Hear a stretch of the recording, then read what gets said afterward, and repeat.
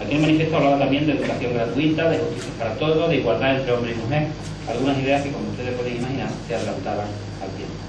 No se trata de crear un Estado en cualquier caso. Los que somos nacionalistas no queremos necesariamente la independencia.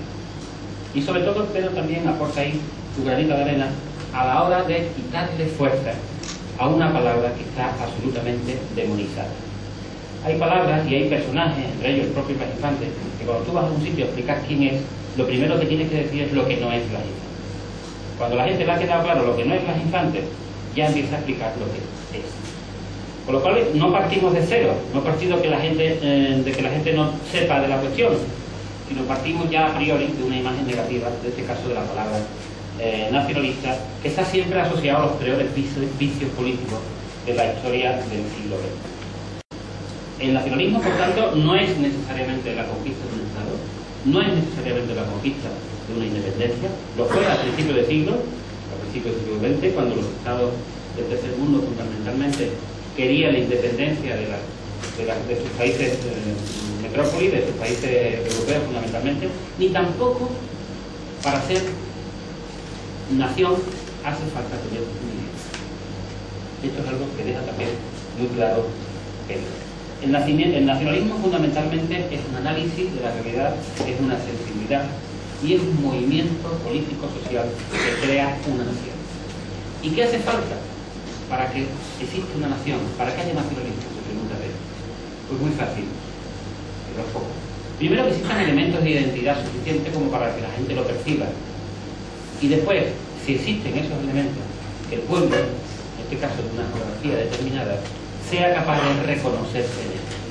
En la medida que se reconoce, crece y aparece la necesidad de autogobierno. Lo que caracteriza el nacionalismo no es el apoyo a un proyecto político, es la forma de justificar el proyecto. Por lo tanto, que Andalucía no sea una nación no es tanto un fin, sino más bien una necesidad permanente, que hace que nos invite permanentemente a reconocernos, a movilizarnos, a liberar, como dice nuestro grito, viva Andalucía viva. Es decir, a liberar Andalucía de todas las ataduras que la atan, que como todos sabemos son muchas. No se trata de inventar una Andalucía, de decir vamos a caminar hacia ella, no, eso no es nacionalismo. El nacionalismo es empezar a analizar con ojos de andaluz. Lo hemos dicho muchas veces, pensar en andaluz antes que nada. Se trata de ajustar la realidad política a las necesidades de nuestro pueblo. Y como ya dijera Blas Infante en 1915, que ya es algo que también nos recuerda el amigo Pedro, las dificultades que aún hoy existen para que los andaluces tomen conciencia de la necesidad de esta conciencia no significa que esa conciencia no sea necesaria. Es más, incluso yo diría que esa conciencia es imprescindible. Andalucía, por tanto, para Pedro y para muchos de nosotros, es una de las 4 nacionalidades que existen en el Estado, porque la hemos conquistado en las urnas el 28 de febrero y porque la conquistamos en la calle el 4 de diciembre. Y conquistamos aquellos días aquello que la historia nos llegó en 1936. Íbamos por un camino normalizado hacia la autonomía, pero una guerra civil, que también apunta Pedro, se encargó de romper bruscamente aquella ilusión. Andalucía es una patria viva en esa conciencia.